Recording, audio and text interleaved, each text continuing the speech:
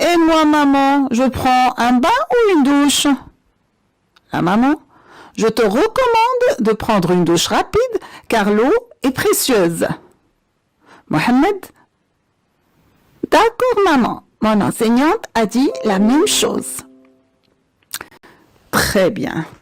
Maintenant que vous avez bien dramatisé ce dialogue, essayons maintenant de construire nous-mêmes d'autres dialogues sur ce modèle où nous recommandons, nous ordonnons et nous conseillons.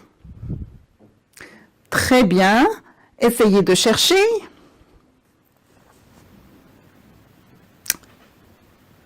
D'accord.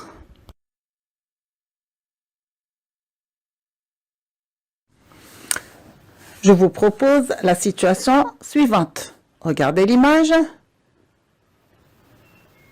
Qui c'est? C'est un jeune homme qui est en train de faire quoi? Il est en train de laver son vélo. Avec quoi lave-t-il son vélo? Il le lave avec de l'eau et cette eau lui provient d'un robinet rattaché à un tuyau. Alors, pensez-vous que cette façon de laver un vélo est économique? Bien sûr que non. Le jeune homme gaspille de l'eau en utilisant le tuyau. Qu'est-ce que vous lui proposez d'utiliser à la place pour ne pas gaspiller l'eau? Réfléchissez bien. Qu'est-ce qu'il peut utiliser? Formidable, vous avez trouvé. Bravo les enfants.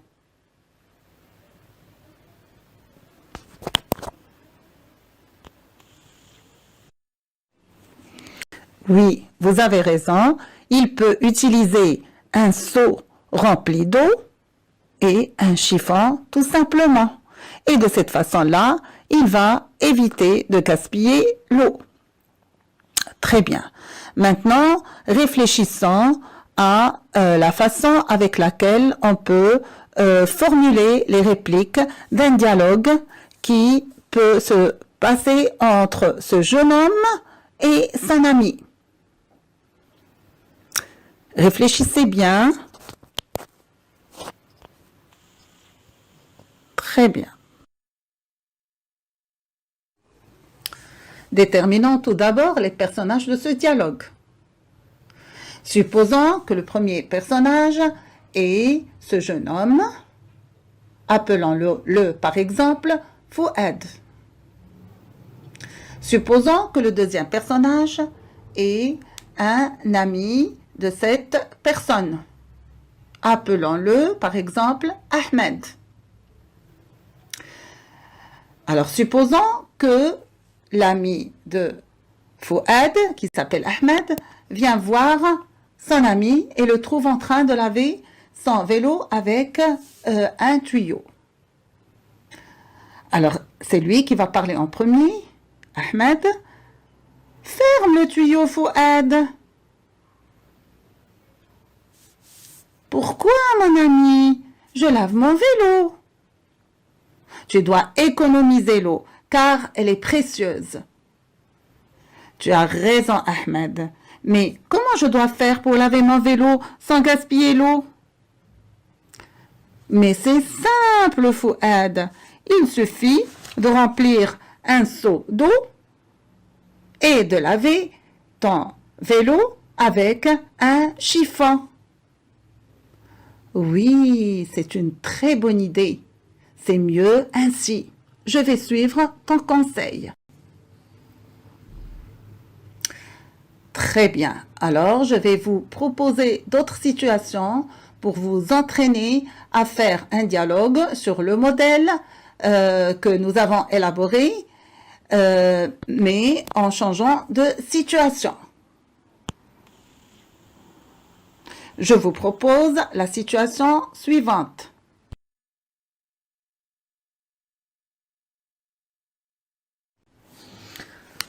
Regardez bien l'image.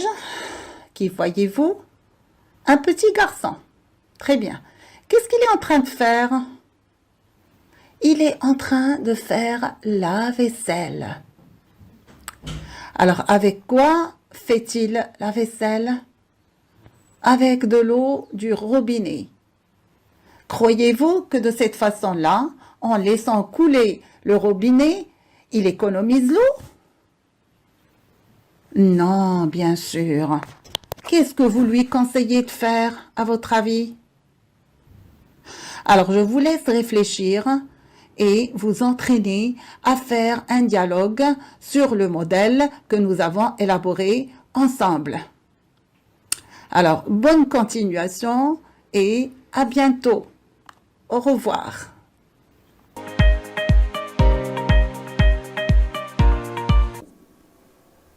Observez cette image. Qu'est-ce que vous voyez dans cette image? Dans cette image, on voit une fille. Dans cette image, on voit une fille. Cette fille, mes chers élèves, s'appelle Bahija. Cette fille s'appelle Bahija. Que fait Bahija? Que fait Bahija? Bahija boit un jus d'orange. Bahija boit un jus d'orange. Bravo. On va lire la phrase. Bahija boit un jus d'orange. Bahija boit un jus d'orange.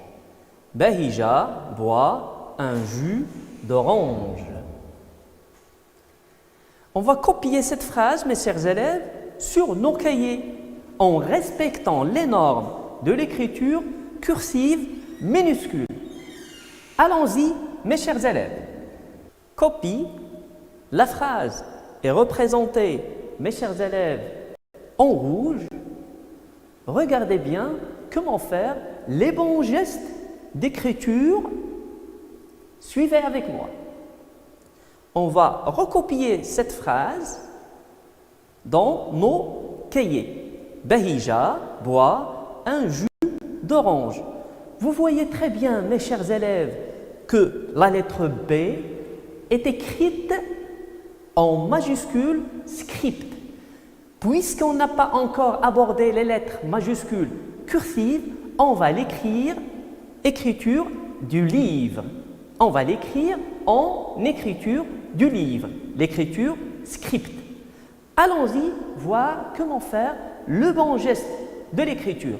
Prenez vos stylos entre 3 doigts, le pouce, l'index et le majeur. Le majeur au-dessous pour maintenir le stylo, le pouce et l'index pour le soutenir mais sans le serrer. Allons-y, mes chers élèves.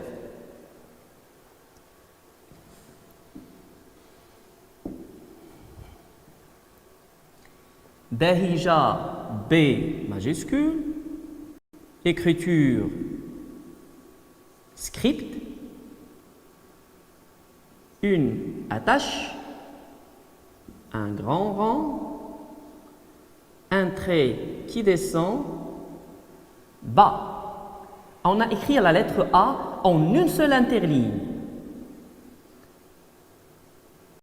Une attache qui monte vers le haut, un grand boucle, un trait vertical qui descend vers la grosse ligne, un jambage qui se termine par une liaison demi-ronde. H. I s'écrit en une seule interligne, attache, trait vertical, sans oublier le point au-dessus, J, une attache, trait vertical qui descend de 2 interlignes, une grande boucle qui tourne de la gauche vers la droite, et sans oublier, bien sûr, le I, au-dessus de la lettre. A, un grand rang, un trait verticale, une liaison demi-ronde. Un trait vertical qui finit par une liaison demi-ronde. On va écrire le mot bois qui commence par la lettre B. Une attache qui monte vers le haut, un grand boucle, un trait vertical qui descend et qui se termine par une boucle qui se termine aussi, elle aussi, par une petite boucle B. B s'écrit en 3 interlignes. O, un grand rond, une petite boucle, I, un trait vertical, en une seule interligne, I s'écrit en une seule interligne, sans oublier le point. Le T, comme on a déjà vu, s'écrit en 2 interlignes, une attache, un trait vertical en 2 interlignes et un trait horizontal pour finir la lettre T. Un trait vertical, attache, trait vertical, qui se termine par une liaison demi-ronde. Attache, jambage, trait vertical, jambage, trait vertical et une liaison demi-ronde. Jus. Une attache, trait vertical qui descend de 2 interlignes et qui se termine par une boucle qui tourne de la gauche vers la droite, sans oublier le point. U, attache, trait vertical, une seule interligne, trait vertical qui se termine par une liaison demi-ronde. Et le S, jus d'orange. D s'écrit en 2 interlignes.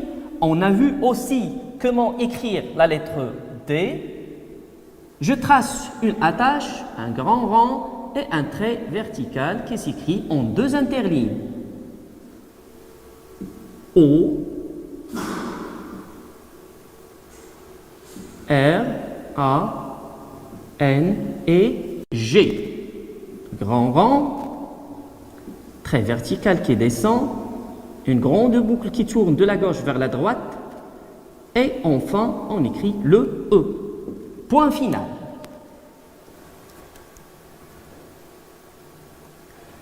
J'espère que vous avez bien écrit, j'espère que vous avez bien compris comment copier cette phrase et vous avez bien saisi comment écrire chaque graphème en respectant les normes de l'écriture cursive minuscule.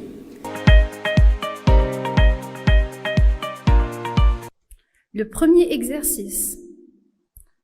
J'écris les mots avec les syllabes données. J'écris les mots avec les syllabes données. La première image. Nous avons les syllabes sans et glas. Nous avons les syllabes sans et glas. La deuxième image.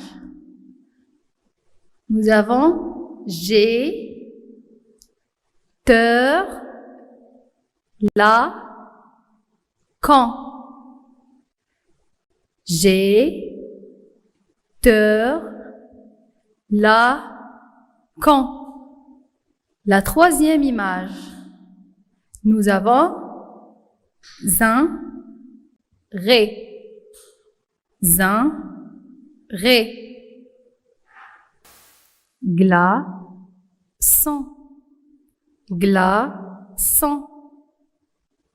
Le deuxième mot, c'est congélateur. Congélateur. Le mot de la troisième image est raisin.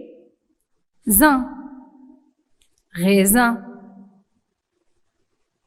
Glaçant, congélateur, raisin. Le deuxième exercice, je mets en ordre les mots suivants pour former une phrase. Le premier mot est l'eau. L'eau. Le deuxième, gâcher. Gâcher. Le troisième, il ne faut pas. Il ne faut pas. Donc, la phrase commence par il ne faut pas. Il ne faut pas. Gâcher. Gâcher. L'eau. L'eau. Il ne faut pas gâcher l'eau. L'eau. L'eau. Préserver. Préserver. Il faut. Il faut. Très bien. Donc, la phrase commence par il faut préserver l'eau. Donc, la phrase est il faut préserver l'eau. Le troisième exercice, je complète les phrases avec les mots suivants. Polluer, polluer, conseil, conseil. Je te, de fermer le robinet quand tu brosses les dents. Tu ne peux pas boire cette eau, elle est... Donc, à vous de compléter les phrases avec les mots donnés. Très bien. Donc, la première phrase, je te conseille de fermer le robinet quand tu brosses les dents. Je te conseille de fermer le robinet quand tu brosses les dents. La deuxième phrase, tu ne peux pas boire cette eau, elle est polluée. Tu ne peux pas boire cette eau, elle est polluée. Merci chers élèves pour votre attention. À très bientôt. التمرين رقم 1. أولا أحول إلى الوحدة المطلوبة. المطلوب هو التحويل إلى الوحدة المطلوبة. 7000 كيلوغرام تساوي كم طن؟ 30 قنطار يساوي كم طن؟ 600 كيلوغرام يساوي كم قنطار؟ وأخيرا 5 طن و4 قنطار يساوي كم كيلوغرام؟ لاحظوا جيدا المثال الرابع 5 طن و4 قنطار. إذا هنا لدينا الوحدتين معا. إذا للإجابة عن السؤال الأول نحتاج إلى جدول التحويلات. سوف نستعمل جدول التحويلات. لدينا 7000 كيلوغرام نريد تحويلها إلى الطن. سنقوم بحذف الأصفار فنحصل على 7 طن. 7000 كيلوغرام تساوي 7 طن. ثم لدينا 30 قنطار نريد تحويلها إلى الطن. 30 قنطار نريد تحويلها إلى الطن. سنقوم بحذف الصفر فنحصل على 3 طن. إذن 30 قنطار تساوي 3 طن. 30 قنطار تساوي 3 طن. السؤال الثالث لدينا 600 كيلوغرام نريد تحويلها إلى القنطار. 600 كيلوغرام نريد تحويلها إلى القنطار. سنقوم كذلك بحذف الأصفار. إذا تساوي 6 قنطار. 600 كيلوغرام تساوي 6 قنطار. والحالة الأخيرة لدينا 5 طن و4 قنطار. 5 طن و4 قنطار نريد تحويلها إلى الكيلوغرام. سنقوم بإضافة الصفرين فنحصل على 5 طن و4 قنطار تساوي 5400 كيلوغرام. 5 طن و4 قنطار تساوي 5400 كيلوغرام. ننتقل الآن أعزائي التلاميذ إلى التمرين رقم 2. أراد تاجر نقل 64 صندوقا من السمك لمدينة تيفلت. كتلة كل صندوق 50 كيلوغرام على شاحنة حمولتها 3 طن. أعيد: أراد تاجر نقل 64 صندوقا من السمك لمدينة تيفلت. كتلة كل صندوق 50 كيلوغرام على شاحنة حمولتها 3 طن. السؤال هو: كم كيلوغراما من السمك على التاجر أن يتخلى عنه لكي يستطيع إيصال الباقي إلى مدينة تيفلت؟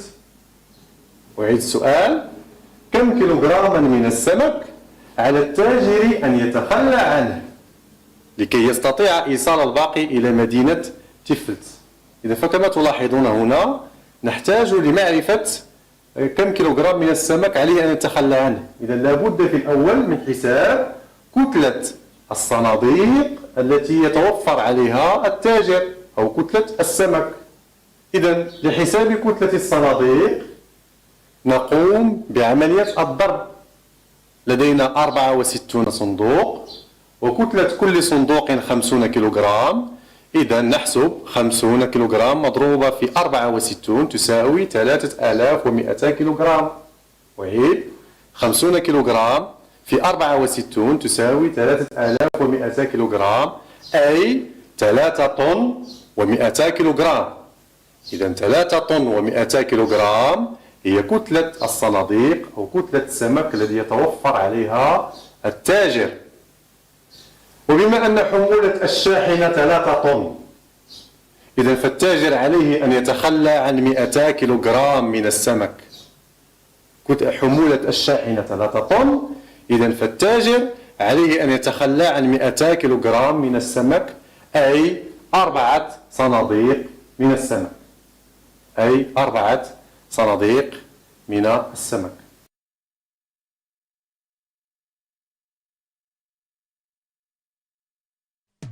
استغرس نسلمد السمية قوقت اللي دتيويت ما وسن السقمي أنا مور دو السيلغن سوري دو السلم دياتون دو شنوب شام السنة تبادوت تمازيغ تسفال الدروس السمية قوقت زغت الساعتات ستامت دوزقن تيفاوت أرت الساعتات سند مراوت دوزقن نزالة تصدار ما أنتي لي مز دروسات السمية قوقت محضارنت محضارين غمس ترددات نغد أغلى أبليكاسيون سينيرتي لايف.